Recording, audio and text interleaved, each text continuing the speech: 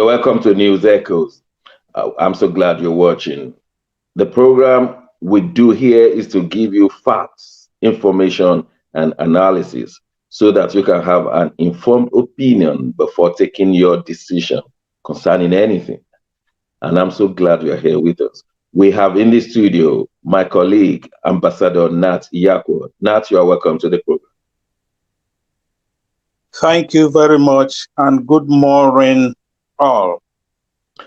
We have from Milan, Italy, Mark Godwin. Mark, you're welcome to the program. Good morning, Sasha Gay. Yes, thank you very much. Another beautiful day here. Thank you. Yeah, we'll be asking you so many questions about things happening in Italy, and which are very germane to the survival of our nationals over there. Firstly, we want to start with vaccinating the 12 to 15, which has been a very serious discussion in the last 24 hours here in Britain. The argument is that 12 to 15, they have enough immunity in their body to withstand any foreign attack. But the British government says they don't want to wait for that. They want to get something settled immediately. And so we are here discussing this issue.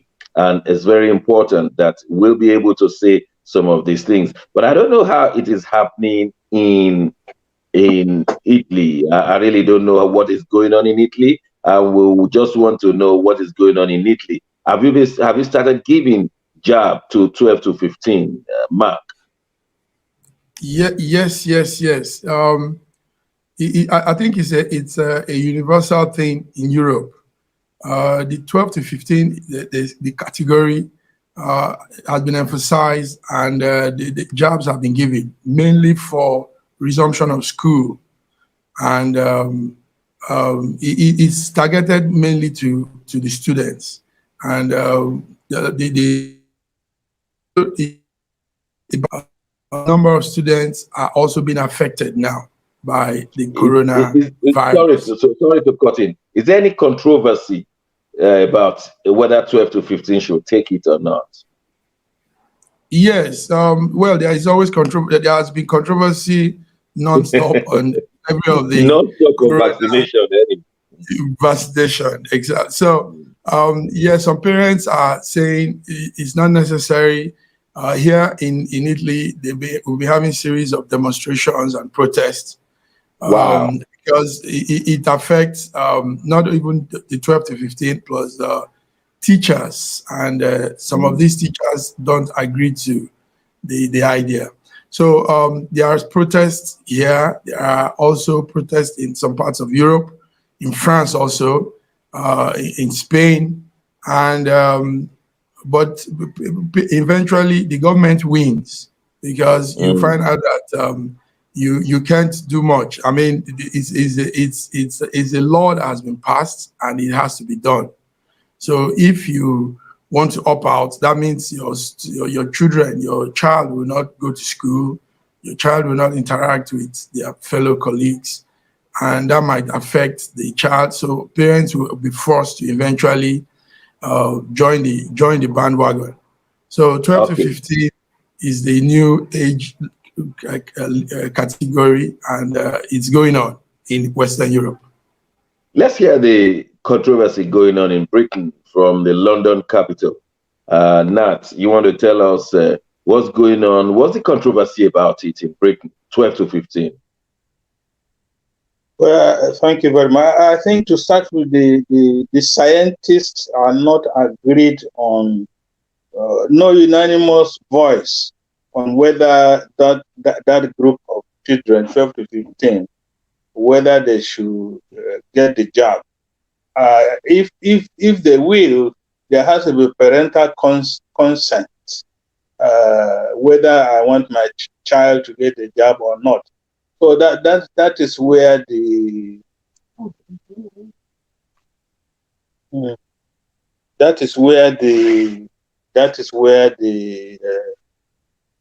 problem is, and also the hesitancy is still on, even among the adults, and even not to talk of the children. Okay, but the Scottish government, they're starting giving their own jab as from next week to 12 to 15. Is that not too hasty? Well, the government on their own, they have some semi-autonomy to make decisions for the people of Scotland. Okay. So it's a matter of choice, it's a matter of policy. Okay, and what's your opinion on this booster jab, which the government has said you must allow 6 months to go before you get the booster jab? What's your take on that? Well, I think it's scientific calculation. That will be the normal duration or gap period before you get the next jab. I think initially it was a shorter period, but I think things have stabilized, and more than 60-70% of adults have got the second jab. So if it's scientifically sound, and it doesn't disrupt the health of the individuals receiving the jab, if it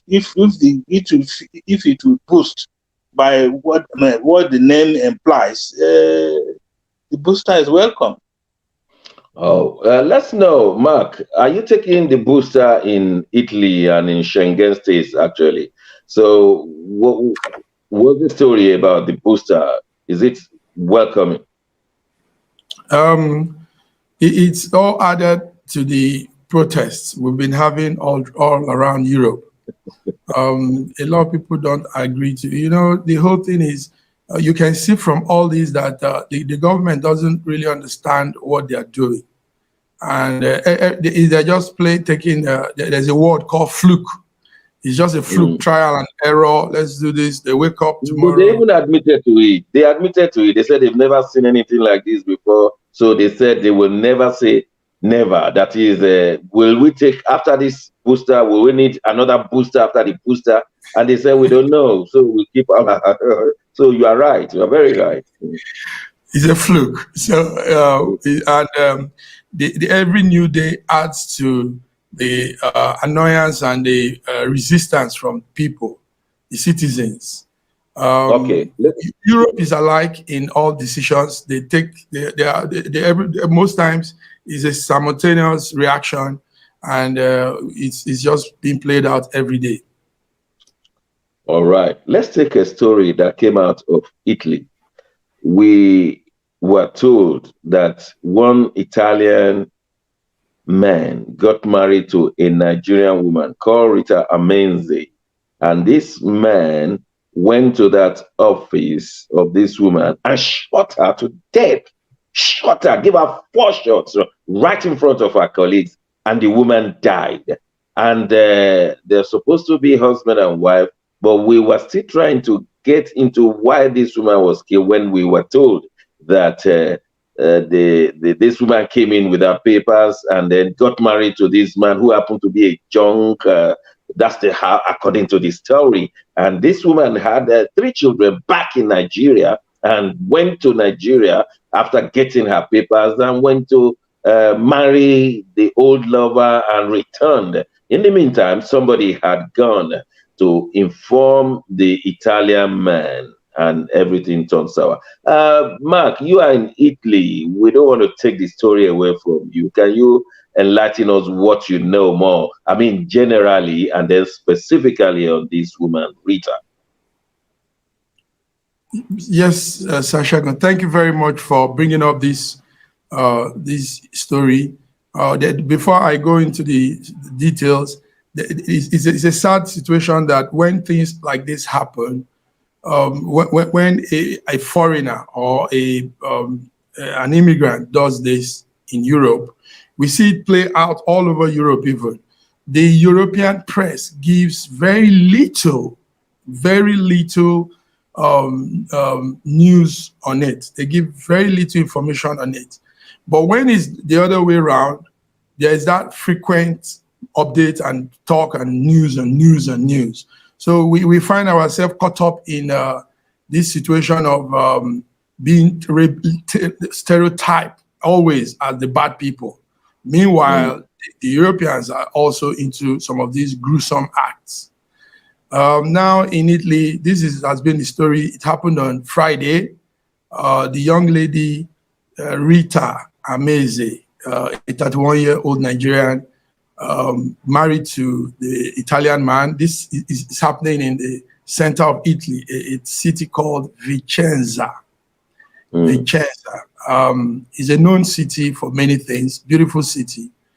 And Our Lady, married to the man, happened to have escaped what many ladies dream of. You know, when you marry to an European, you're automatically a European. So that means she had her Italian passport.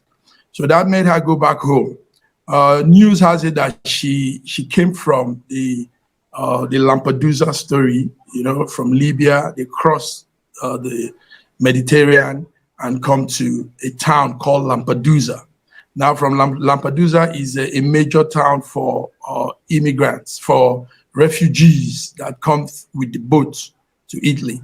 So I think the man probably went to that refugee camp and saw her, liked her, and took her out from the camp. So the man now feels obliged, you know, to her, like, I mean, you're mine, you know. So giving her the passport, the lady was able to go to Nigeria, and the story also continues that she has children in Nigeria. She's a mother with a husband also. So, but we've not authenticated all that background story, but this is what we're getting from the Nigerian information side also. So she came back from Nigeria a few days ago and told the husband she will leave him. She will leave him, and the plan, like they said, is to bring her family to join her in Italy, because now she's an Italian citizen. So that was right in front of her colleagues. She went to work, and that is obviously also what the citizenship has done to her. She now had a very good source of livelihood. You know, most times the foreigners don't have those kind of job, working in a good factory, working somewhere good. So it's still developing story. He shot her, killed her, and ran away, entered his car and ran away. So we are still looking out for updates if he has been caught, and we're still looking for updates on other information. So that's it for now, Sashego. All right, thank you for that summary. Nat, what morals do we learn from these? To what extent was she legal? To what extent was she moral? And so, what is the thing in the melange here? I think on both counts, either legal or moral, she couldn't have been able to justify her actions. But I'm sure she knew she must have been telling lies maybe all her life. I don't know what she told the Italian man, that she's single, but then getting the citizenship, going back to Nigeria to get married to her old man with 3 children. So I think her judgment, there are challenges here and there.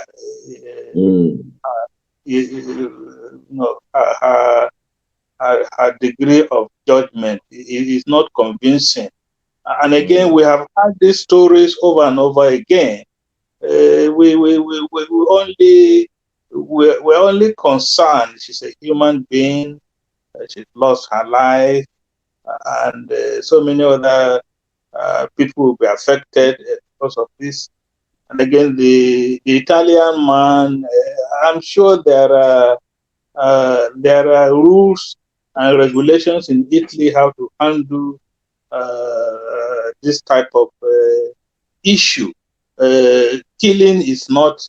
It doesn't solve any problem. It's not the answer. Yeah, it's not the answer, because it's a murder case now. no matter how aggrieved he was, no matter how his state of mental health. How many of our young girls do you think are in that situation, precarious situation, came into Europe and decided to marry here so as to have papers and with an understanding that they're going to divorce and then go and marry the love of their life? You think we have many like that, and whose lives now may be in danger? Yeah, absolutely. Not this is not only in Europe, even in America. These stories are common that the ladies, even the men, get married to get papers of that particular country. When they know that the real purpose of marriage was to get papers and not a love or union with the other partner involved in the affairs. So I think this is the morality involved. That right from the onset, these individuals know what they want, and they know how to get it. And once they get it, it's a different story. Wow. Now, Mark in Milan, the Nigerian government has stepped into it. Abike Dabiri is telling them they must fish the man out and tell us the Italian side of the story. To what extent do you think that can bring soccer? Well, it's good. The diaspora chairman has come out to speak about it. But in most cases, it's not to just talk. They need to follow up. Nigerian Embassy Rome should also match their ground hard, because I like what Dr. Nat is saying, but there's a situation that plays out most times. This is not the first time we're having this in Italy. This is not the second time. It's an occurrence here in Italy.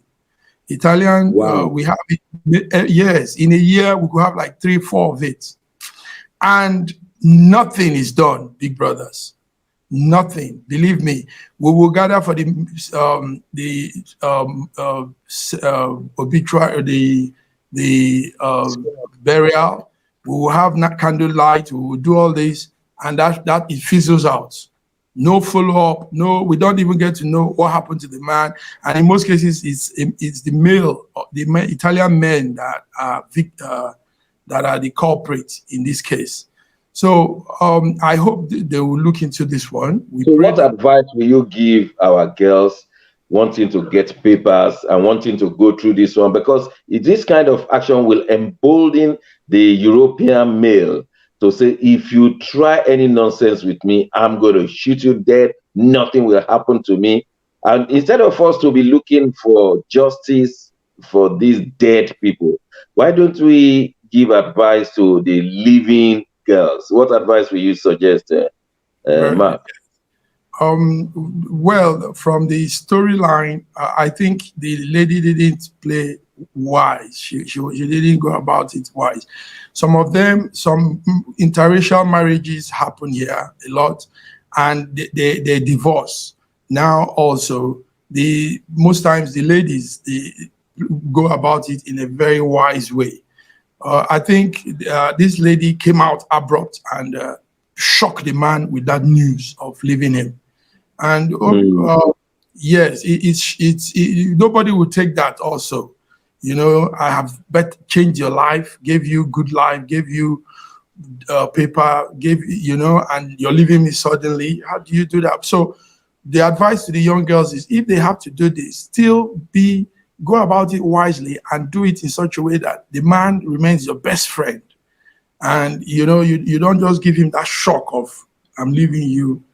Otherwise, we have seen it ending up in death, and especially, like you said, in America. It was Ambassador Nat. But what will you say? Will you now say, look, ladies, it's better you are alive, and if you have to go back to Nigeria, go back to Nigeria, instead of go and give one man a sudden, shocking news, and then you are dead? What will you be saying? The issue is, it's linked to this illegal human trafficking. Yeah. Because the way the way she got into Europe was not the legitimate way to do it. Eventually, she got to Italy and got her papers through another way. So, but the thing is that there's this mentality in those days. In Edo State, there used to be this phrase, Italian connection. At one time in Benin, these houses were built by this lady who have been to Italy. And it became a status symbol that they show off. And so anybody in Benin or in Auchi or in Bearuku in Delta State, you don't tell them that make sure whatever decision you are going to make, that decision will stand. They don't believe what you are going to tell them.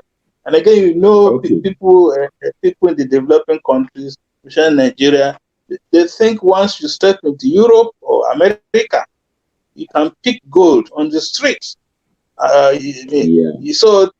So the issue is real counseling, real mentoring, giving them the facts, both legal facts, moral facts, so that whenever they want to make their decision, they know exactly what they are going into. But most of them don't know. They just want to get to Europe. I think that's a very good one. Make sure you know what you are going into before you go. And I believe that being a refugee in that Lampedusa, or what's the name of that? Lampedusa. Okay. Make sure, I mean, with a refugee who just lost his mother. Don't go away. We'll be right back.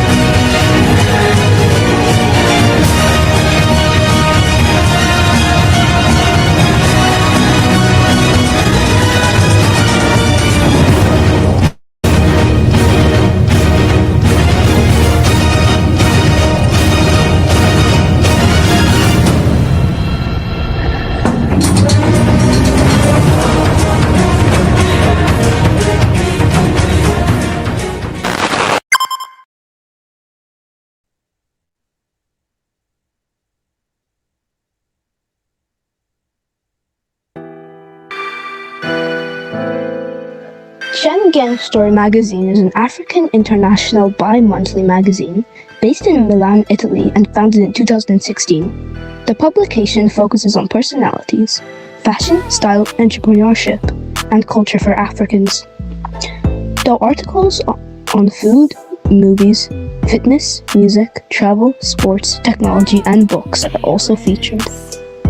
Our lives full of best stories. A lot can happen in a month. Expand your mind, change your world. Get Schengen Story magazine's full editions. Celebrating Africans make an impact. Read better, the inside story. Your fashion magazine for a better lifestyle. Inspiring stories for you. Your monthly dose of entertainment. A better mind, keeping you updated. Hashtag Schengen Story magazine. Get Schengen Story magazine full editions.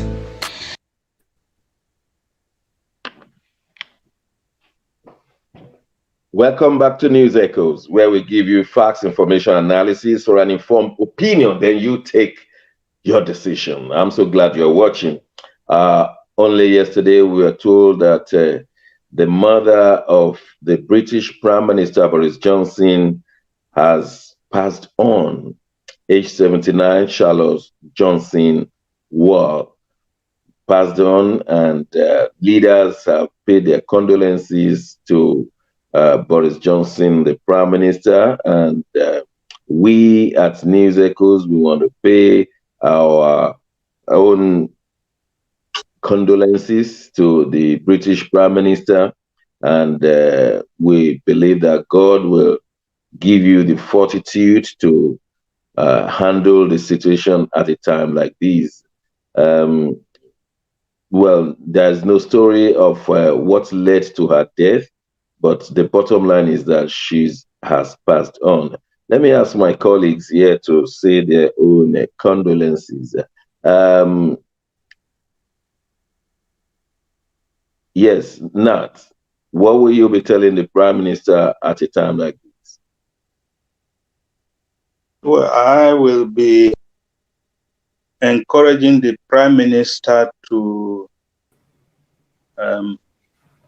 thank God for the life of his sweet mommy, all the support he got from the lady, and to wish her a peaceful rest. Okay. And from far away Italy, Mark, what condolences are you giving the British Prime Minister?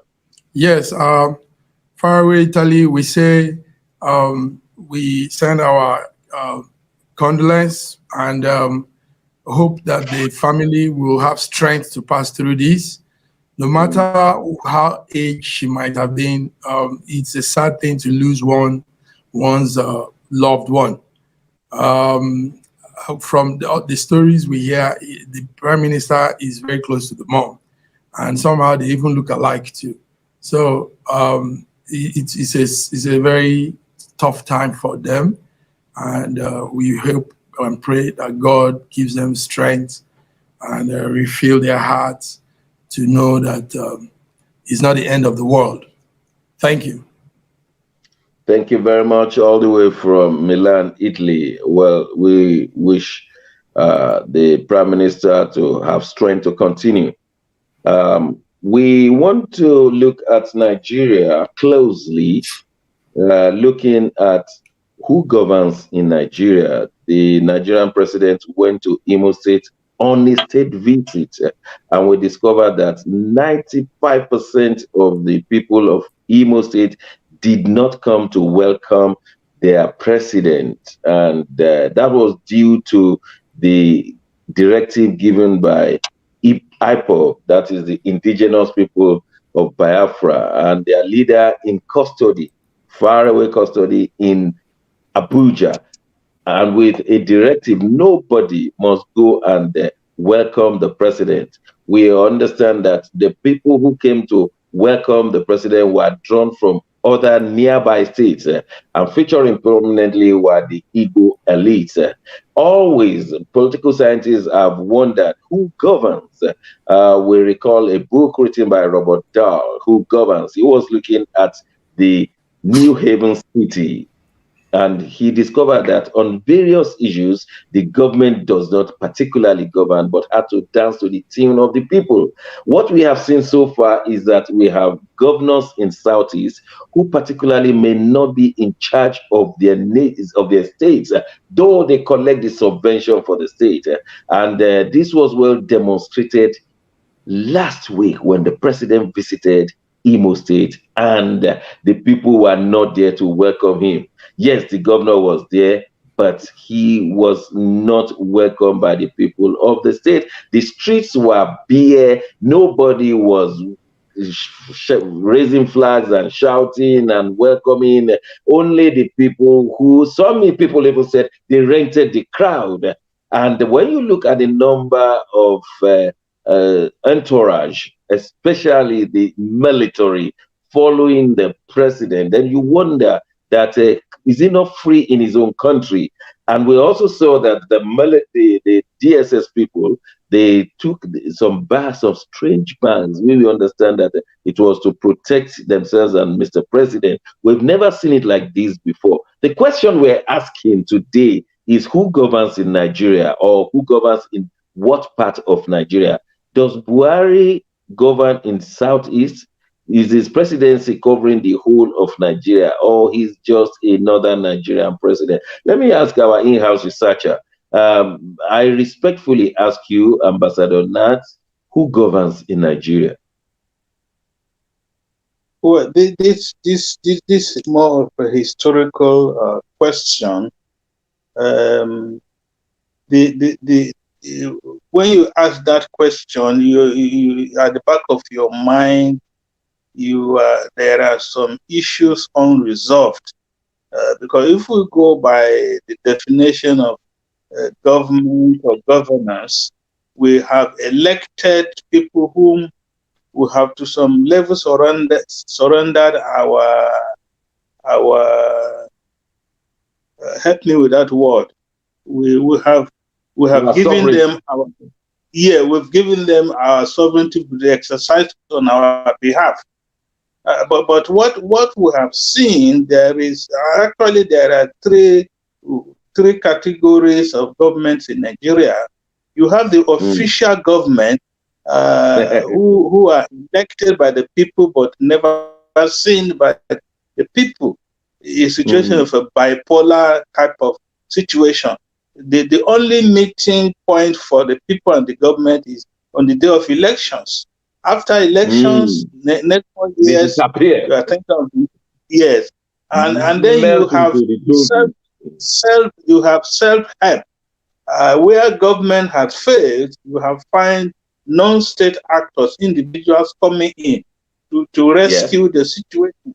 And then you have areas ungoverned spaces in Nigeria where it is the bandits, the Boko Haram that have taken over and running the affairs of the people. And so if you zero it to particular areas, Imo State for one, Imo State will have two very active governments on ground.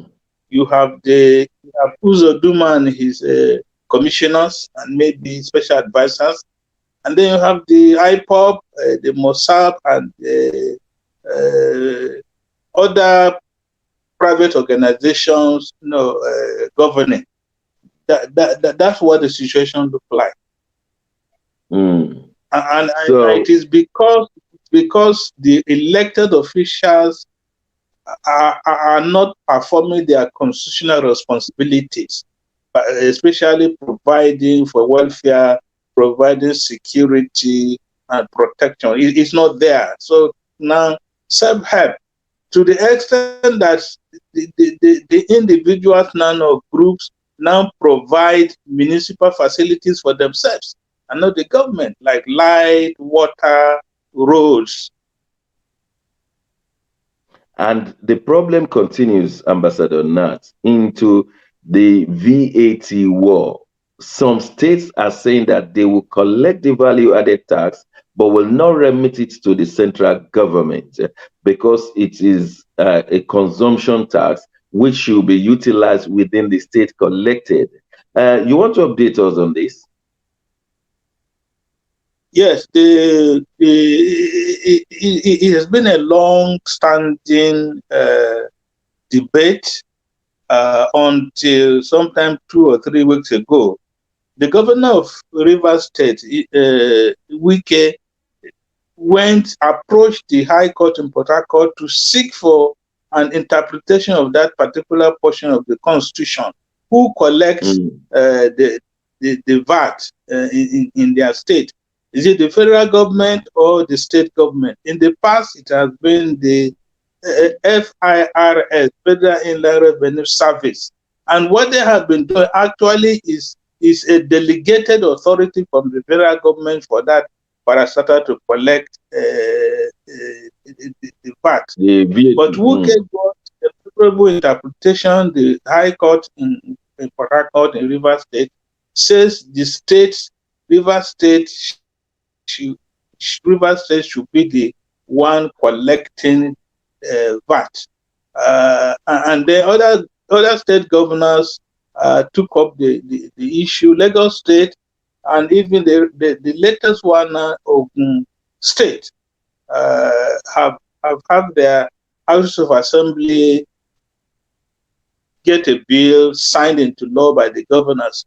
But the development when did that happen? When did the governor sign it in Ogun State? yesterday. Oh, wow. Yeah. Do we know whether And other southern governors will follow suit? definitely other southern governors will follow suit, especially in the Niger Delta 9 states. They will Wow. definitely follow suit. The next president the who has good Kanu man heart, I'm hearing, like a president. The Kanu man I'm hearing is also trying to get his House of Assembly pass the bill and then sign.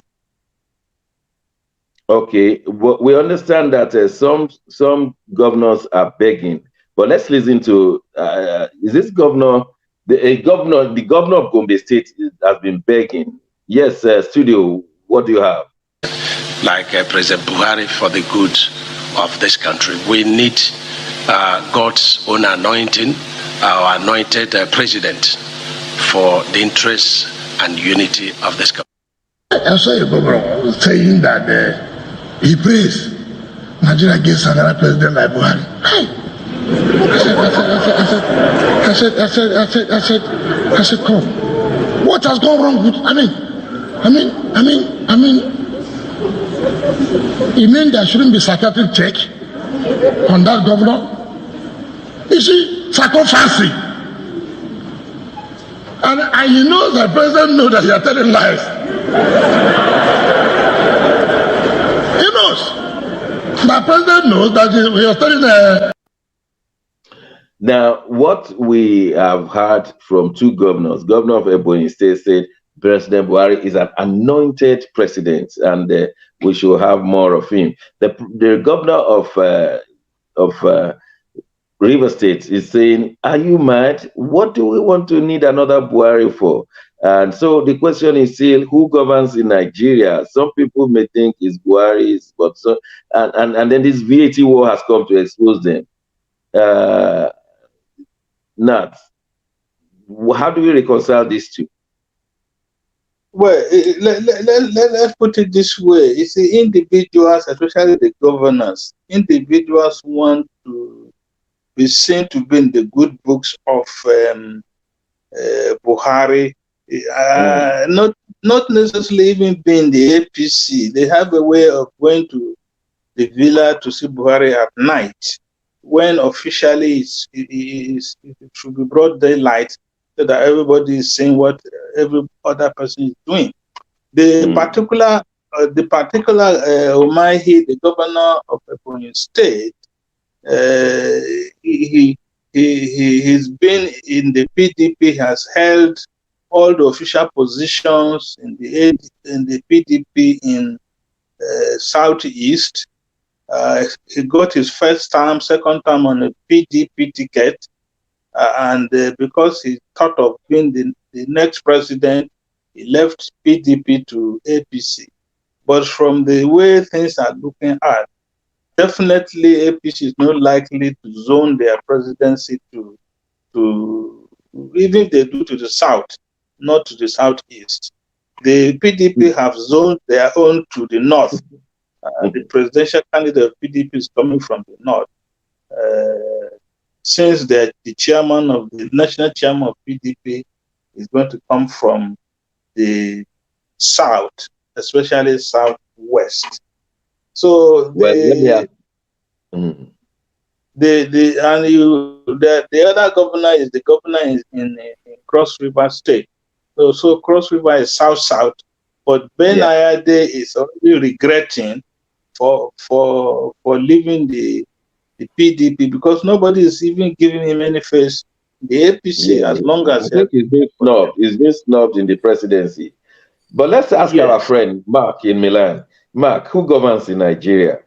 The VAT war has come to expose everything, hasn't it? I would want to say more to what my Honorable Nat has said. He has given great insight.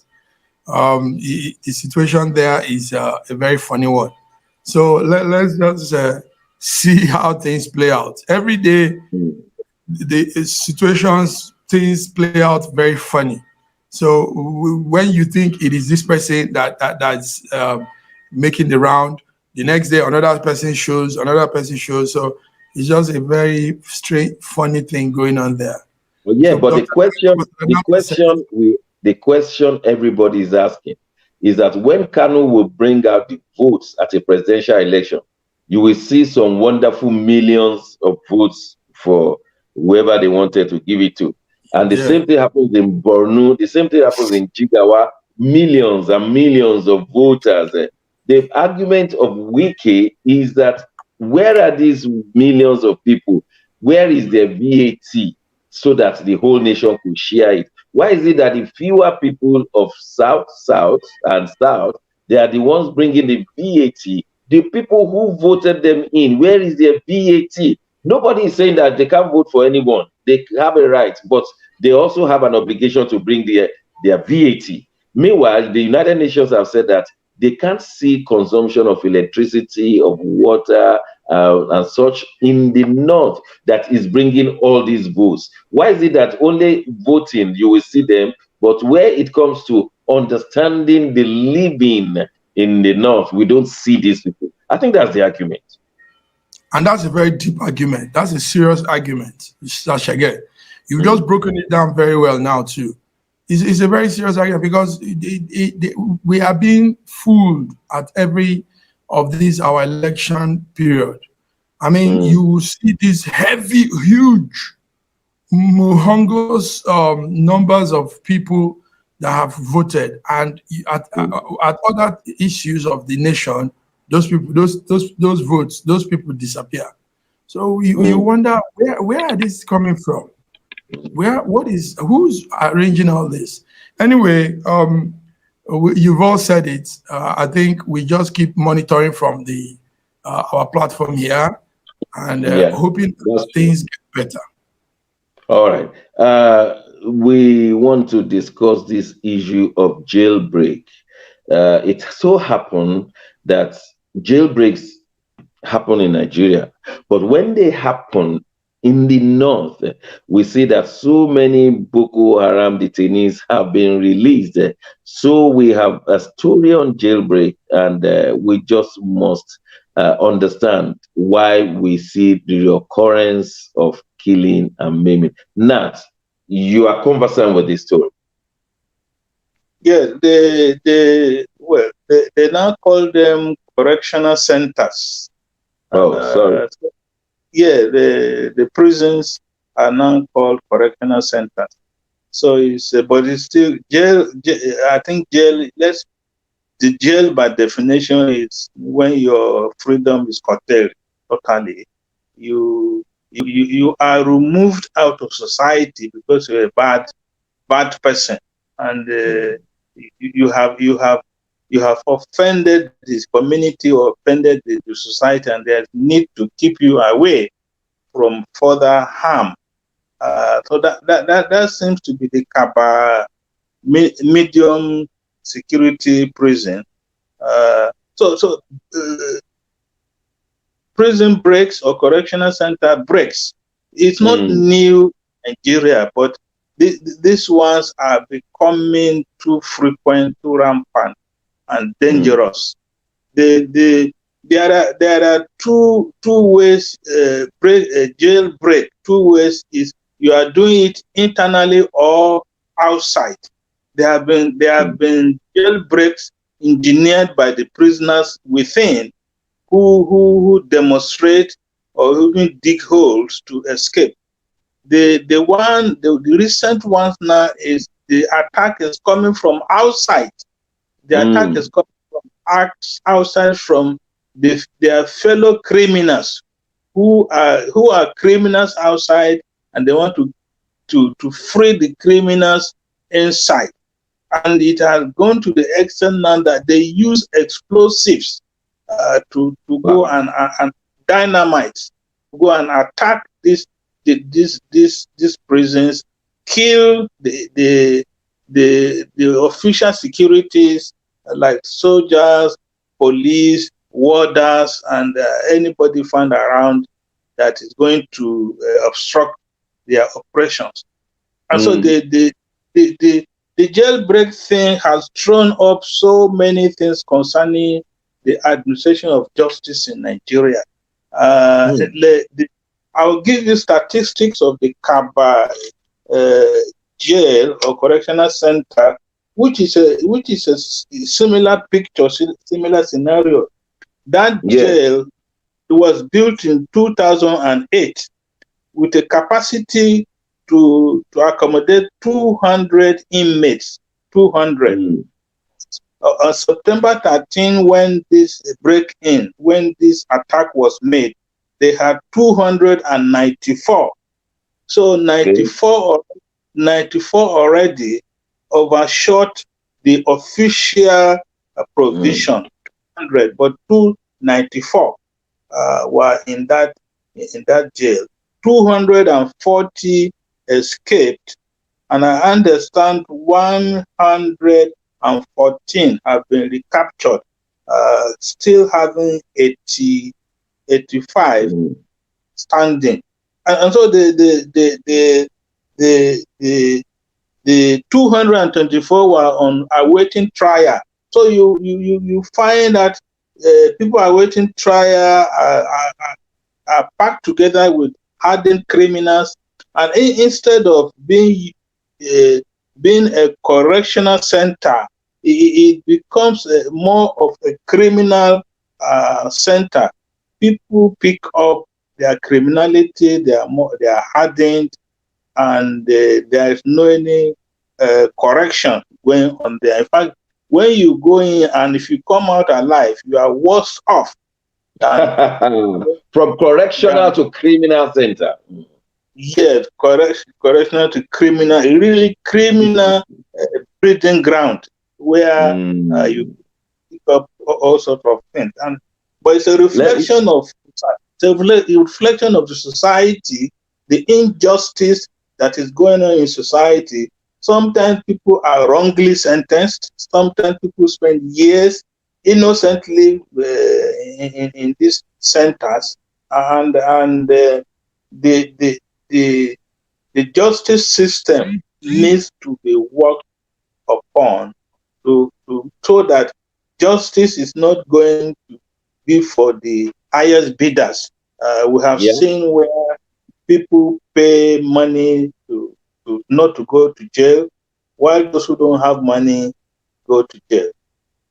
Now, Mark, did we just change the name from prison to correctional center without changing the contents of the participation, without training the prison warders, without providing the facilities for correction? Or we just simply felt, let's change the name and every other thing will be changed? You're both giving good insights here. These are issues nobody talks about in our country. The blame goes to the interior minister. The interior minister and on the federal level takes the blame for all of this. Normally, these warders and officers are supposed to be trained specially relating to that office they carry. You know, when we say correctional center, it's a serious thing. It's not how it is in Nigeria. So the blame is totally on the interior minister. The interior minister doesn't understand his position in that country. He doesn't understand that he's covering the welfare of people in relating to this situation. So they just give a name, but the name doesn't depict any of what it stands for. They just call all the names they call correctional center. And now we have this situation where people jailbreak and burn the place down. Even some. Do you think there are there'll be some insiders? Yes, just like Ambassador Nat said. You know, when these boys come in there, a convergence, a gathering of criminals is a gathering of more hardened criminals. Because the situation there becomes very deplorable. Now instead of becoming better citizens and learning, correcting their lives, they become hardened. So hardened now, they do a lot of things. They connive with officers also to pull out some things, and they also find out ways of going about breaking the walls of the correction center or the jail center. So a lot of things happen, and this still boils down to the Ministry of Interior not understanding how to arrange that sector of governance. It's a serious thing, Sashage. It's a very serious thing, and thank you for. I would like us to go on a short break. When we return, we want to look at the level of insecurity in Nigeria. It appears that the abductors, they have switched from primary school to the royal families, and we have so many royal families, but they are now losing them onto the abductees. Don't go away. We'll be right back.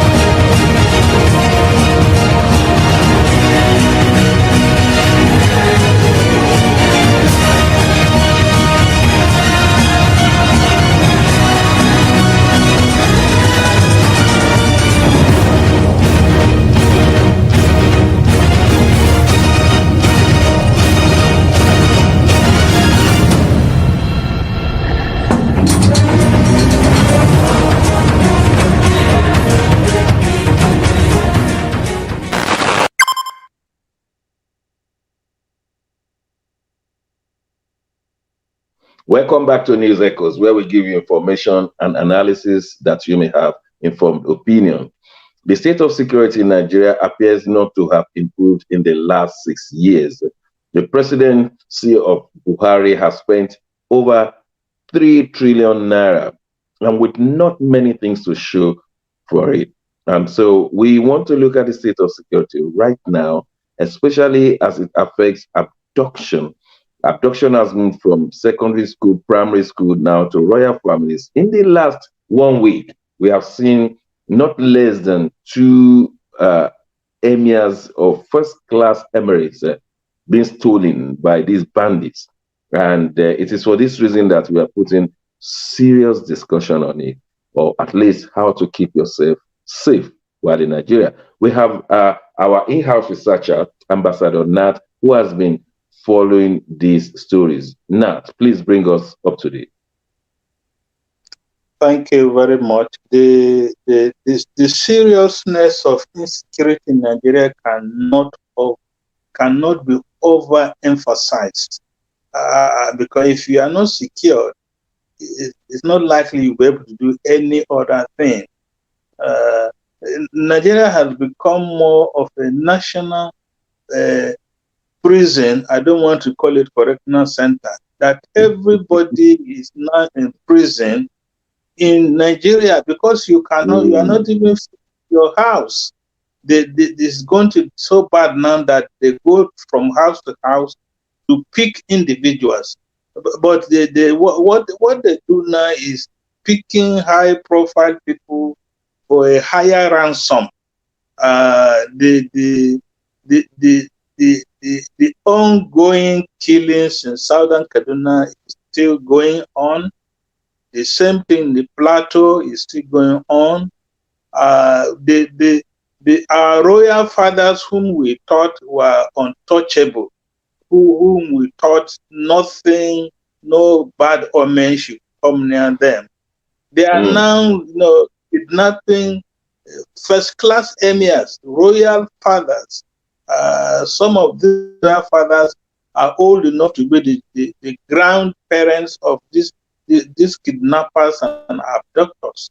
The recent ones we have heard of, because there are some we don't hear about. And again, to add to, so many traditional rulers have been killed, especially in the north, and especially in the northeast. So many traditional rulers, first-class traditional rulers, have been killed. The recent one we had was last week when the emir of a first class emir of Wawa in Niger State was picked up from his palace. I understand he has been released to only pick another one from Zamfara State. We told he was picked up between Abuja Kaduna road, but he is from Zamfara. He based in a place called Bungudu. Bungudu is in Zamfara. Is in Zamfara State, and so I'm not sure if they have. It looks they are yet to mention the ransom they are looking forward to from a first-class emir from Zamfara State. And Zamfara State has its own serious challenges. Just last week, 12 naval officers were killed in Zamfara State. And what has worsened the situation in Zamfara State? You know, the federal government and the governor of Zamfara State have shut down this mobile phone telecommunication system. But it had its advantage and disadvantages. The bandit had a field day since there was no communication, no way to monitor them. So the soldiers were killed under that circumstances. The bandits also went into serious killing within that last week and this week. So that is the situation we have in Nigeria. So if the emir of Burgundu can be captured, then there's nothing that says that emir of Kano could not be captured, emir of Zazo could not be captured. That's what they're saying. Yes. And they are even saying, they have a news item last week that they pointed at 1, 2, 3 governors that these bandits could kidnap. So if you are even dreaming or thinking of kidnapping a governor of a state, then it means the whole state has been kidnapped. I think we have a problem here. I'm going to ask Studio to play us the role of Mieti Allah. We understand that there are 2 kinds of Mieti Allah, and one of the branches has decided to even have embassy in UK. Okay, let me make it easy. They have their ambassador, albeit not a state actor, but they said they are branding a lady to be their ambassador. We only know that state actors are branded ambassadors. But Mieti Allah has gone forward to say that we are sending a lady to the UK, be our ambassador in Europe. And her name is brand ambassadors across the country Amina, who are nationalistic, non-tribalistic, and have the interest of this country at heart. Today we are decorating our Queen Mother, Amina Temitope Labinjo Ajayi, Mama Diaspora, as a brand Mieti Allah ambassador. She can stand up for journalists to recognize her. On the power of the Board of Trustees of the Mieti Allah Kautalhore, today, 6 September 2021, we have branded you as our ambassador in diaspora for you to tell the whole world that the pastoralists are the most people on the African continent. That is why they have created empires across the African continent.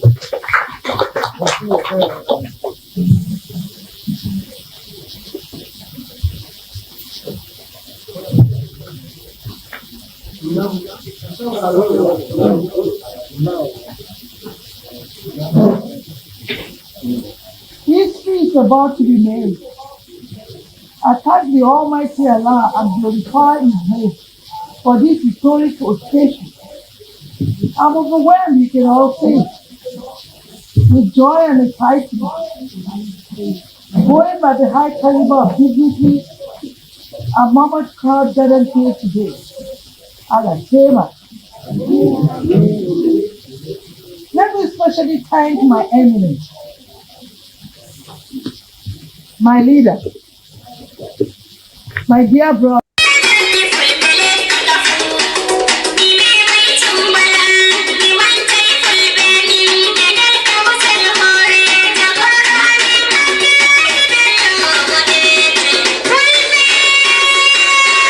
Okay. Thank you very much, studio. There it is in your face. They set up an ambassador of Mieti Allah. Mark, tell us, what do we know about this lady, Temitope Lamido? What do we know about her? Well, the little information we got from the studio is she's a Nigerian, she's a Yoruba woman, she lives in the UK, and now she's a brand ambassador for Mieti Allah. And we also had that. Has she been known before? Yes. Well, there's a small scandal sheet about her. There's this talk that she's this kind of person that likes to chase clout. She likes to look. She likes to put up shows. So there's a story on her and the Sultan of Sokoto.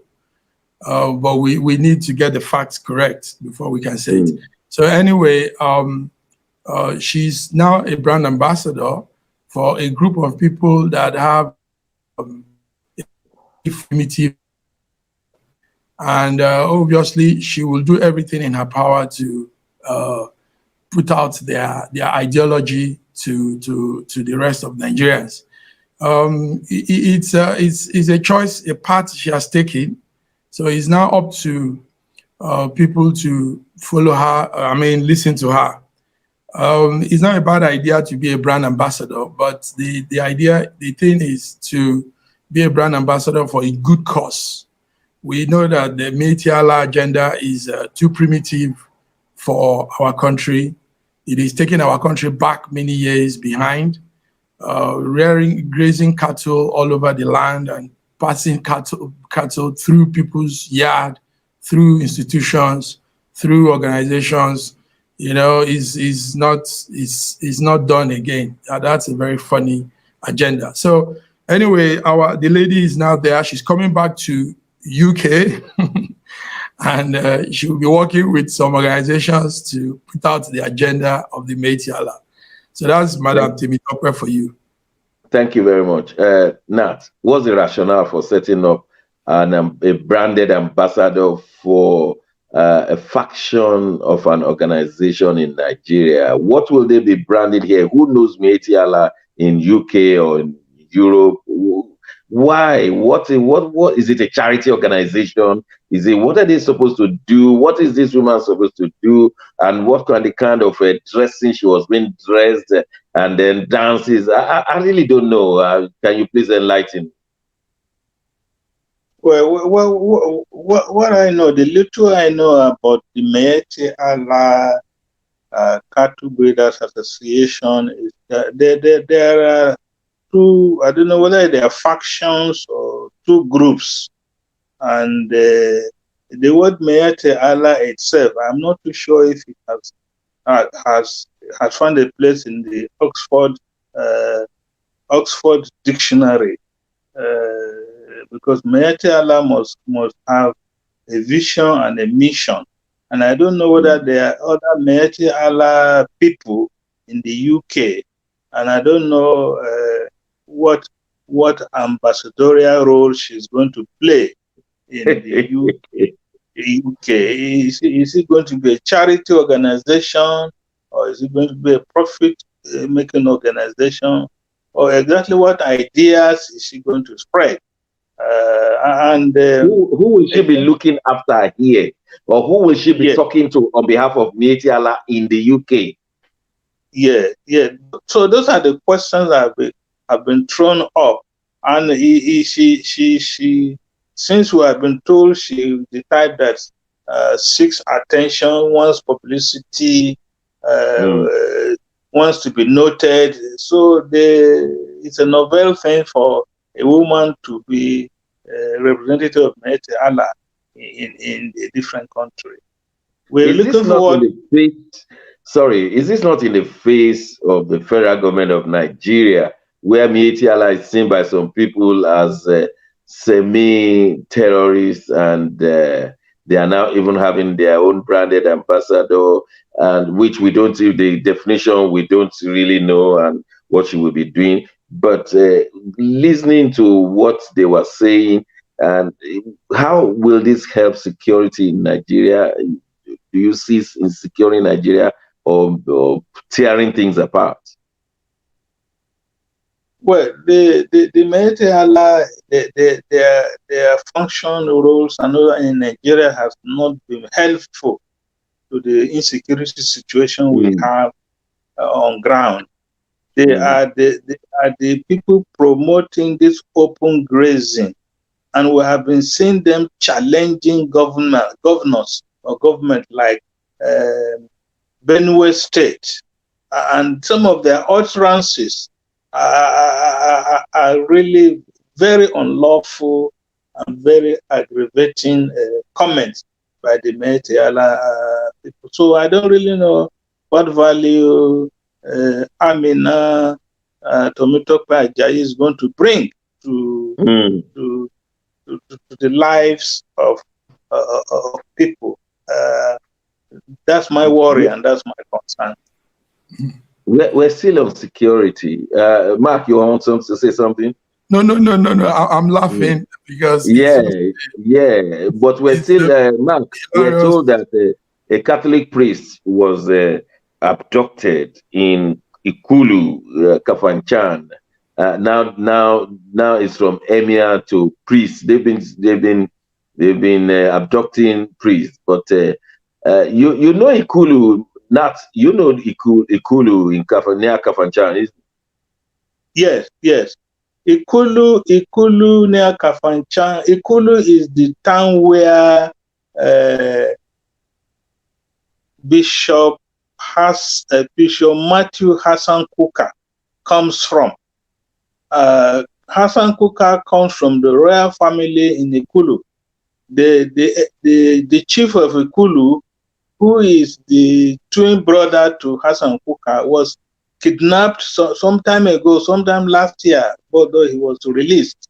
And Kafanchan also, Kafanchan, they have more of the House of Fulani dominating that particular part of southern Kaduna.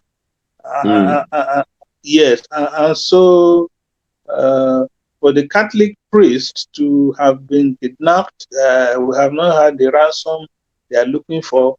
And we can also remember an Ekwa pastor was killed just last week too in that part of southern Kaduna. And what we are hearing now is that you find this Boko Haram people moving from Zambisa forest coming to southern Kaduna.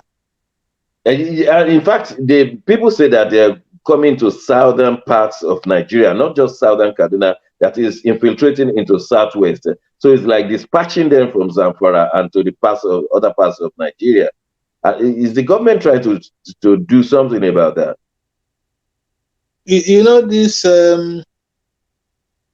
This international boundaries running between Nigeria and Benin Republic, from Sokoto, Zamfara, Kogi State, Kwara State, Ogun State. That corridor, that boundary have been infiltrated by this ISWAP, the West African project. And so the area Nakankan for her to cry out last week that they're already there. They're in the southwest, in the forest in the southwest, the forest in Ogun. So and then some of the part of Oyo State.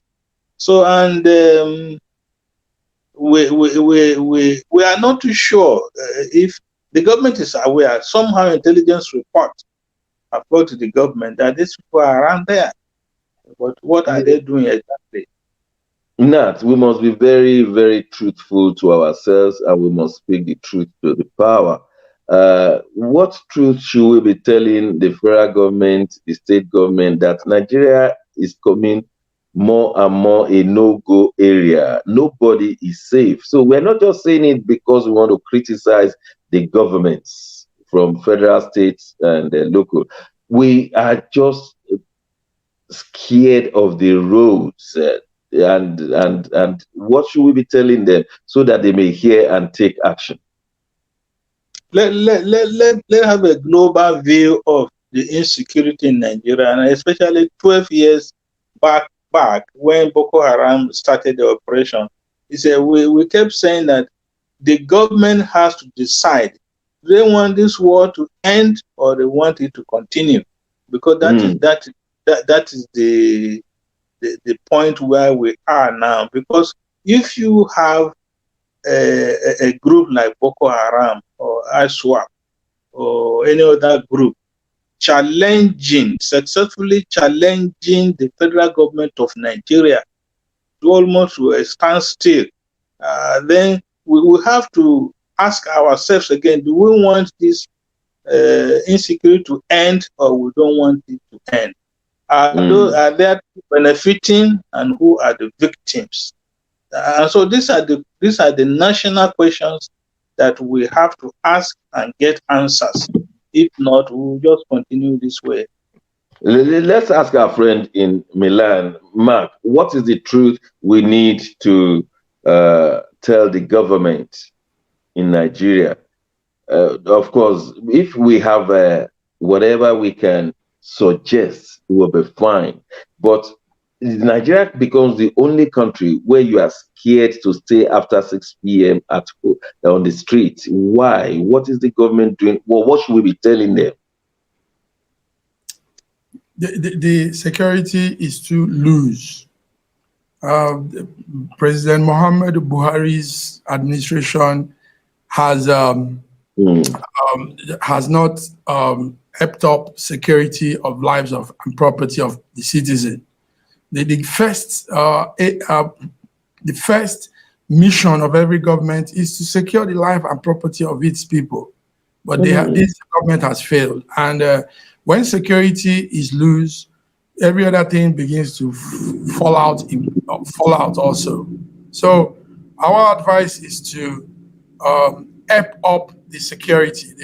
They should do everything in their power to better the lives, protection of life of people, protection of property. We see a lot of loopholes being taken advantage of because the security is not well structured. So that's my own take for that. We hope the governments of Nigeria are listening. We are not happy castigating and criticizing the government, but we are saying something that is on the ground. People can no longer stay outside after 6 p.m. Even those broad daylight abductions. We are operating as if we have no government, and it's the job of the government to secure their geographical boundary. And so we're saying it and appealing and begging them to be up to their task. We don't want to call them not fit for purpose and keep them there. If you are not fit for purpose, we should throw you out.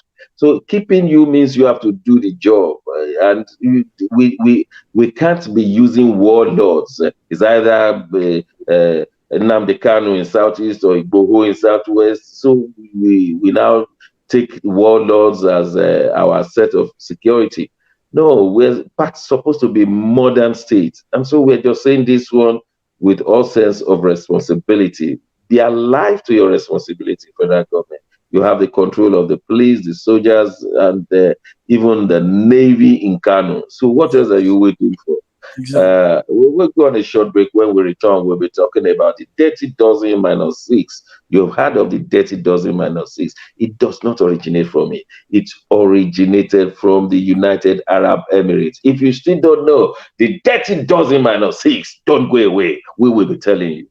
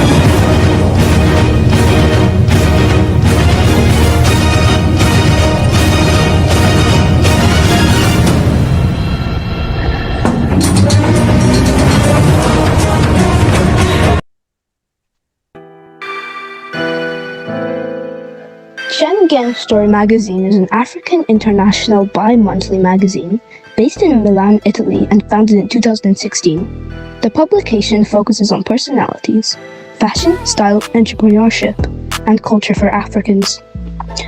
There are articles on food, movies, fitness, music, travel, sports, technology, and books are also featured. Our lives full of best stories. A lot can happen in a month. Expand your mind, change your world. It's Schengen Story magazine's full editions, celebrating Africans make an impact. Read better, the inside story. Your fashion magazine for a better lifestyle, inspiring stories for you. Your monthly dose of entertainment, a better mind keeping you updated. Hashtag Schengen Story magazine. Get Schengen Story magazine full editions. Welcome back. Talking about Schengen stories. You just pick up a copy of that magazine. But let's talk about the Dirty Dozen -6. Many of you know about the Dirty Dozens. But we got news breaking last week that 6 Nigerians have been financing Boko Haram. And like journalists normally say, trace the money.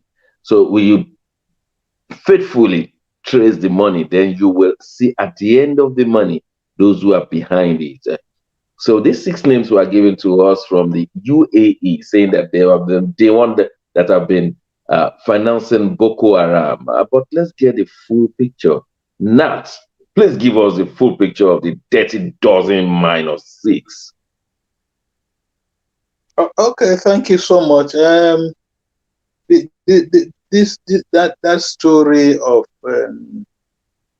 half a dozen, the cup is half full, half empty. It has been around for some time, because I remember in 2020, the Honorable Minister of Information, Lai Mohammed, gave an impression that these sponsors of Boko Haram have been protected by the West, then all of a sudden the Dubai, Saudi Arabia axis, we started hearing stories of those individuals package money, send it through Bureau de Change, and the Bureau de Change, they have a way of getting this money to Boko Haram or the insurgents, and they use the technology they are using is known officially, but our government have not been able to own up this thing that is going on behind the scene. But you will remember also that the federal government of Nigeria, through the central bank, chunked out a policy last month or thereabout to say that the Bureau de Change, the central bank will not be sending money to them directly. They have to go through the commercial banks to be able to collect this forex. But we've now noticed that they now have a way of getting money across to these insurgents, or even to Boko Haram. We can also recollect 2 weeks ago, the U.S. ambassador to Nigeria gave a press statement and said it seemed the USA also have names of these sponsors, names of these financiers, which they have made known to the federal government of Nigeria. Because for the ambassador to come out and tell the whole world that they know those who are involved, they must have passed this information to the federal government of Nigeria, and the federal government of Nigeria doesn't want to name these individuals. Definitely, some individuals in the federal government know these individuals. And we know the story of how Boko Haram started in Borno State, where a particular governor then had 3 of them as commissioners, and I'm sure they had they had access to resources. When we remember Goodluck Jonathan, former president, saying we have some of these people, he has some of them in his government or even his cabinet, but he just falls short of naming those individuals. And I think Buhari has, I just think it's just an allegation or is speculative. Because we remember a particular minister, a light was beamed on him to have been encouraging Boko Haram, to have been encouraging insurgency by his utterances and his statements. And he is occupying a very strategic position, strategic ministry, where he can easily be dealing with Boko Haram, and nobody knows what is going on. And so it's going back to the drawing board. Are we as a country, from the presidency to state governors to the local government, are we ready to bring this insurgency to an end? Are we ready? Because that is the question. I've been tried in the UAE before, and but why are we protecting them in Nigeria? Why is the government protecting them, and how much have they spent? Well, Nigeria is a very complex country. Individuals have made this insecurity almost an invincible type of spirit. But we know, I mean, these are not spirits, as so those individuals are known. They're human beings are known, by the community they come from. We understand that some of them even live in the communities. They leave their houses either in the night and go and operate with the Boko Haram and come back to those same houses to join their families. We have situation even in the IDP camps. They infiltrate the IDP camp, do whatever damage they want to do, and go back to their bases in the forest or in the bush. So there's a lot of hypocrisy around this. Yes, then where is justice? Where is justice in the land? If some people are sacred cows, where is justice in the land? But we have said that justice maybe is qualified now. You individuals now have to shop for justice, or there is no longer a place you can go for justice. Our courts are no longer even the last hope of the common man, because they are shopping around for so many people are shopping around for so many things, for injunction, or even to get. Even they say bail is not free in Nigeria. Yeah, and bail is supposed to be free. It's supposed to be free. Let me ask Mark in Milan. Mark, all animals are equal, but some are more equal than the others. Is that what we are seeing in Nigeria? These 6 names, these 6 elements will not be named in Nigeria. Now that's George Orwell, Animal Farm. Yes. I give kudos to Ambassador Nat. Ambassador Nat has good insight of this. He has broken it down very well. This is it. All animals are equal, but some have bigger horns.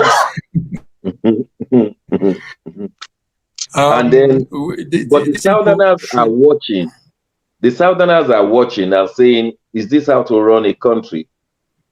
You see, that's it. That's it. Is it how to run a country? I recall in Schengen, there, France, their motto, their national motto, is it not equality, fraternité, égalité? Égalité. And I think it has liberty. Liberty, yes. So if it is equality, liberty, or freedom, if where everybody is subjected to the law, then life will be easier. But where we have been told the names of those who are sponsoring Boko Haram and nothing is being done, I mean, they should have been rounded up by now. Straight up. Our country, the Attorney General of our country, I don't know how he became Attorney General. Simple, by the handpicking of the president. The president has picked him because he has been the legal representative of the CPC. So, I mean, he's not just coming for the first time. He's been in the history of the CPC, I believe, before merging to APC. So that's how he was selected. He's not even sound. He's not academically sound. He doesn't know his job. When I hear him speak, I shake head and say, oh dear. Now, this is a case for him. And no, but he's not saying anything because these are his brothers. Obviously, the fact remains that these 6 people are known. We are just getting to know them because UAE has exposed them. But I can bet you a lot of the Buhari's administration cabinet knows these people. They knew all along, like Ambassador Nat has been telling us. So, Sashage, it's a pathetic situation in our country.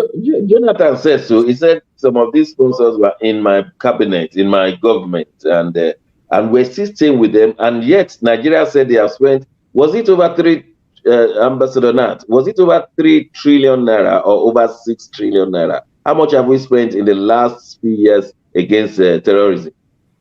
I think it's around 3 trillion. 3 trillion. Imagine if we have spent 3 trillion to develop Nigeria, to do bridges, to do roads, to do infrastructures. Where would we have been? And yet the government does not see it as quickly nipping it in the bud. Well, that takes us to the last story of today's episode, which is the creation of 109 farm settlements that the federal government is planning over the 109 senatorial districts in Nigeria. Can you believe the people rejected open grazing, then went for Ruga and they rejected it? Now, the federal government, apart from the waterways bill that will control the beds of our rivers, which give us farming facilities, now they want to have farm settlements in all the senatorial districts. Maybe I did not hear right. Let's ask our in-house researcher, Nat Yako. Nat, bring us up to date. Well, this is the latest distraction the federal government is bringing to Nigeria, and this is the latest attempt to engage in unconstitutional activities. The Land Use Act is still in the Constitution, and the Land Use Act vests the power and authority over land matters in the state governors, the 36 governors. FCT has no governor, but the minister exercises that power. It is only in the FCT that the federal government have a say on land matters. But when on and on again, it was Ruga, it was National Livestock, then become Water Resources, and then this one, the 109 farm settlement is going to be in Senatorial District, and the land, the farm settlements are not going to be in the air; they are going to be on the land, and which means the federal government is not even discussing with the state government before making this announcement, and so I think always the Buhari or the government, federal government, is spoiling for a fight with the governors. We also know the stand of the 19 southern governors, plus Benue, plus Kano State, who are for who are for land use act, who are for lands to be developed by each state according to their needs. And because the 109 senatorial district farm settlement, there are some of these senatorial districts that don't even have land. Their place is water. The coastal land mass in Nigeria, covering the Atlantic boundary of the Atlantic Ocean, don't have land for any even cattle or farm settlement. Lagos State, I don't think they have that type of land. The federal government is asking for, not Rivers State, not Bayelsa State, not even states like Akwa Ibom. And so this is the thing. Buhari has really less than 1.5 years to be president of Nigeria, and you don't start new projects on the twilight of your administration. It means there is something else, that they want money for the boys or money for the 2023 elections or thereabout. I think the president will tell you, I've never stolen in my life. I've never been fraudulent in my life, and yet everybody surrounding him, they're stealing and they are bringing bogus projects. But nepotism and ethnicism in his appointment is worse than stealing money or corruption. That's correct. It's some sort of appetite. You think your people are more superior than the other Nigerians? Is that what he's saying?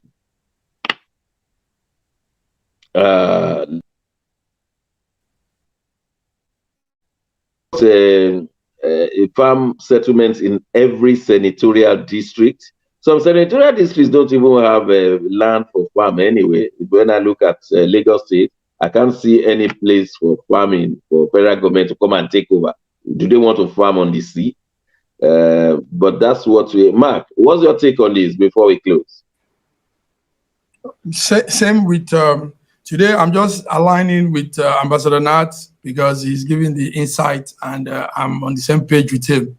Same with what he just said. The whole thing is we use the word clueless most times. This administration shows more of that word, clueless. You know, they put priority on things that shouldn't be placed on high priority, and give lesser priority to things that should be placed in high priority. So it's just clueless.